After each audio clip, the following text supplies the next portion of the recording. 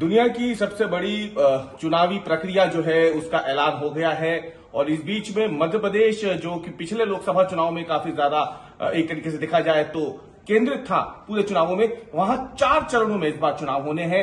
इस पर बात करने के लिए इस वक्त हमारे साथ मौजूद है मध्य प्रदेश के पूर्व मुख्यमंत्री और साथ ही में विदिशा लोकसभा सीट से उम्मीदवार भारतीय जनता पार्टी के शिवराज सिंह चौहान। सर, आखिरकार रणबीड़ी जो है बच गई है। पिछली बार आप लोगों ने 28 सीटें लोकसभा में हासिल की थी, इस बार आपकी पार्टी 29 की 29 सीट का दावा कर रही है। निश्चित तौर पर भारतीय जनता पार्टी सभी 29 सीटें जीतेगी। मध्य प्रदेश की जनता के मन में और देश की जनता के मन में भी असीम श्रद्धा और अटल विश्वास प्रधानमंत्री श्रीमान नरेंद्र मोदी जी के लिए है। वो बीजेपी को ऐतिहासिक सफलता दिलवाएगा। और दूसरी तरफ उल्टी स्थिति है, अगर श्रीमान नरेंद्र मोदी जी अमृत कुंभ है, आजादी के अमृत काल में विकास का अमृत बांट रहे हैं, समाज के हर वर्ग के कल्याण का काम कर रहे हैं, तो राहुल गांधी जी ने,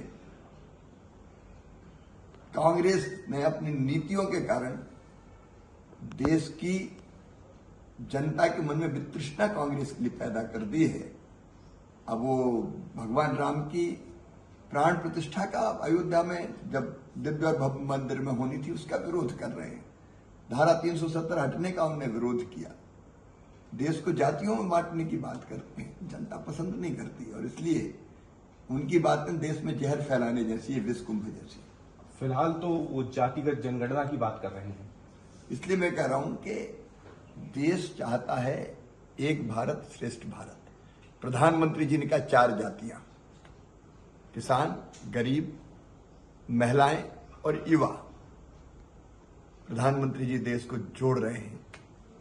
वो देश में इस तरह के वैमनस्य की बात करते हैं। सर, आपकी बात करें, मध्य प्रदेश में भाजपा ने 29 सीटों पर अपने उम्मीदवार घोषित कर दिए हैं। कांग्रेस ने अभी फिलहाल 10 घोषित किए। कई सीटों पर अगर देखे जाए तो भाजपा के बड़े चेहरे उनमें से एक आप है।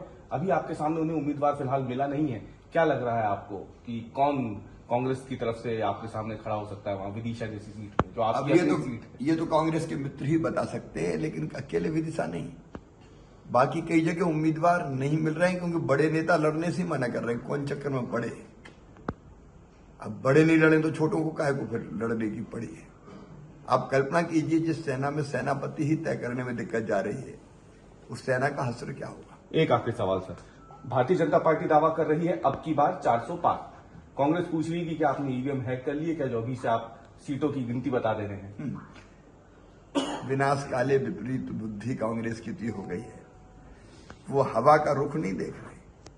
चारों तरफ मोदी जी और भारतीय जनता पार्टी के पक्ष में समर्थन का ऐसा ज्वार है कि 400 ही मुझे कम लग रही है। आज तो एनडीए 400 के पार जाएगा ही जाएगा। अब देश कह रहा है, देश की जनता कह रही है, आम आदमी कह रहा है, कांग्रेस को उम्मीदवार नहीं मिल रहे और उन्हें अभी से उत्तर हार का खोजना शुरू कर दिया है ईवीएम। बहुत बहुत धन्यवाद हमसे बात करने के लिए। ये थे मध्य प्रदेश के पूर्व मुख्यमंत्री शिवराज सिंह चौहान, जिन्होंने अपनी विदिशा संसदीय सीट से लेकर के देश भर में भारतीय जनता पार्टी जिस नारे के साथ मैदान में उतर रही है उस पर आज तक से खास बातचीत की।